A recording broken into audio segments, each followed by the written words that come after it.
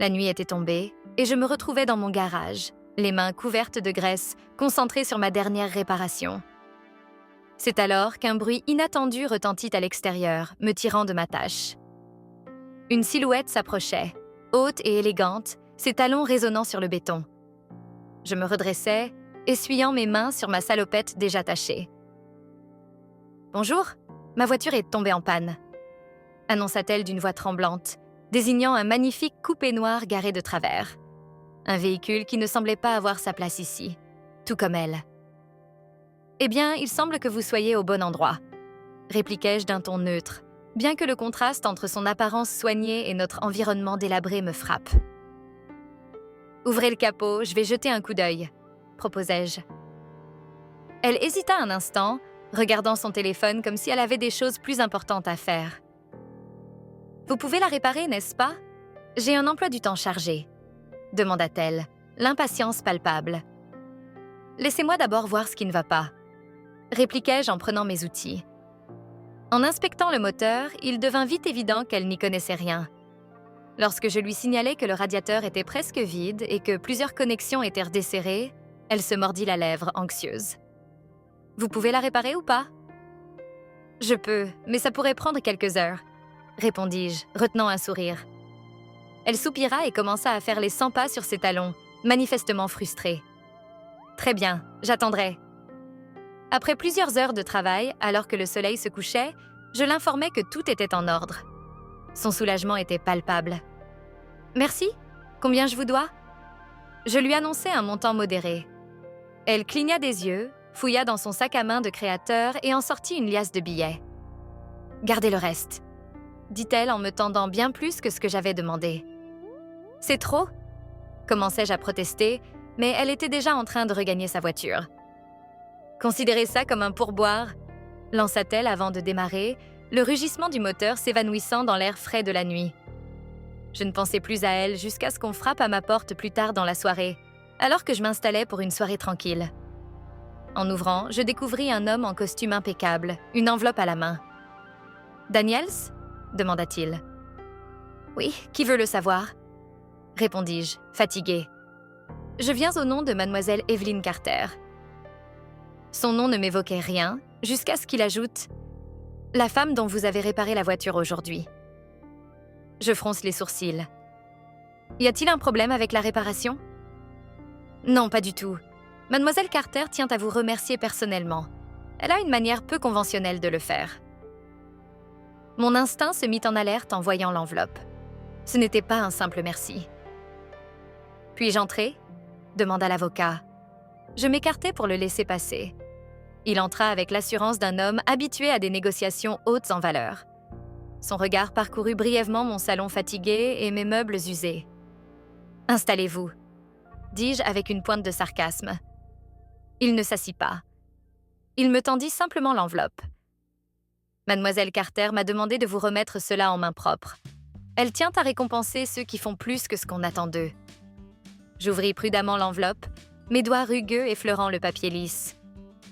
À l'intérieur se trouvait un chèque, et mes yeux s'agrandirent en voyant le montant. 50 000 $. Je restai abasourdie. « Ça ne peut pas être sérieux ?»« Ce n'est pas une erreur, » me rassura-t-il. « Mademoiselle Carter a ses raisons. »« Quelles raisons ?» demandai-je, le doute perçant dans ma voix. « J'ai réparé sa voiture, pas changé sa vie. » Il esquissa un léger sourire. C'est une femme très discrète, mais elle apprécie les actes de gentillesse, surtout de ceux qui n'en attendent rien en retour. Je fixai le chèque, mon esprit en ébullition.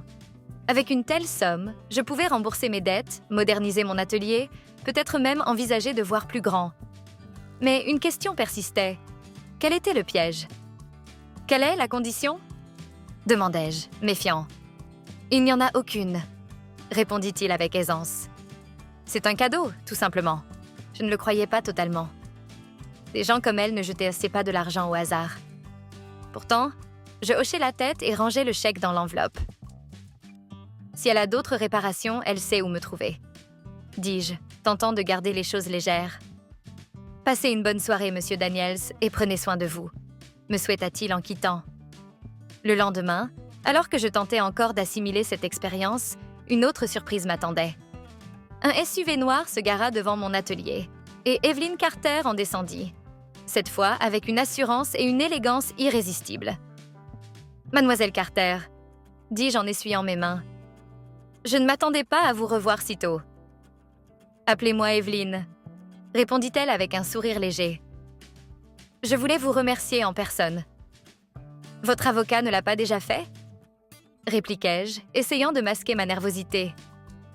Elle rit doucement. « Je suppose que si, mais je pense que la gratitude s'exprime mieux face à face. » Elle scruta mon atelier. « C'est votre garage, n'est-ce pas ?»« Pour le meilleur et pour le pire, » répondis-je, plutôt le pire ces derniers temps. « Vous êtes talentueux dans ce que vous faites. Vous pourriez demander le double, et les gens viendraient là quand même, » dit-elle avec assurance.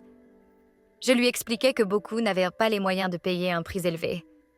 Elle hocha la tête, pensive. « Que diriez-vous si je pouvais changer ça? Pas seulement pour vous, mais pour tout le quartier. » Je fronçai les sourcils, perplexe. « De quoi parlez-vous » Elle afficha un sourire mystérieux. « J'ai une proposition, mais ce n'est pas quelque chose que l'on peut discuter ici. Êtes-vous libre pour dîner ce soir? » Un dîner avec elle? J'hésitais, ne sachant pas si je devais me sentir flatté ou méfiant. « Je ne mélange pas affaires et repas, » dis-je prudemment. « Alors, considérez cela comme un service, » répliqua-t-elle d'un ton qui ne laissait aucune place à l'objection. Avant même que je puisse protester, elle s'éclipsa. Je me retrouvai à réfléchir à ce qu'elle venait de dire.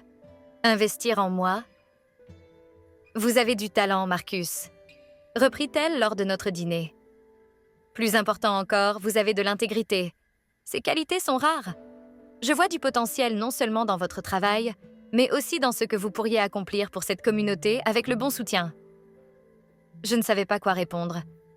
Une partie de moi voulait saisir cette opportunité à pleine main, tandis qu'une autre se demandait si c'était une plaisanterie bien orchestrée. « Où est le piège ?» finis-je par demander, un soupçon d'inquiétude dans ma voix. Elle sourit, sereine.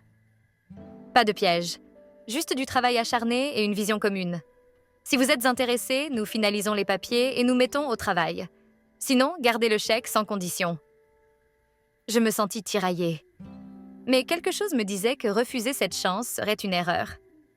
Dans les jours qui suivirent, Evelyn détailla son plan avec minutie. Elle voulait agrandir mon atelier, acquérir du meilleur équipement et mettre en place des programmes de formation pour les jeunes du quartier désireux d'apprendre un métier.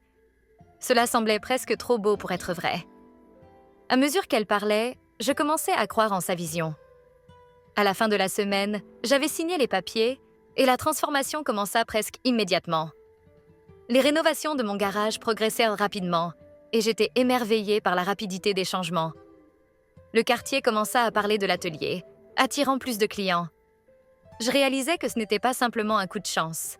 C'était une véritable opportunité de faire une différence. Grâce à Evelyn, non seulement je redressais mon affaire, mais j'aidais aussi les autres à changer leur vie.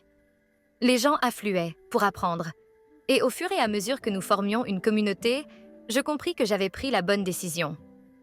Grâce à elle, j'avais non seulement un avenir radieux devant moi, mais je pouvais aussi contribuer à rendre notre quartier meilleur. Ainsi, je m'étais retrouvée face à face avec l'inattendu, un moment qui a changé le cours de ma vie. Parfois, les meilleures choses naissent de circonstances improbables.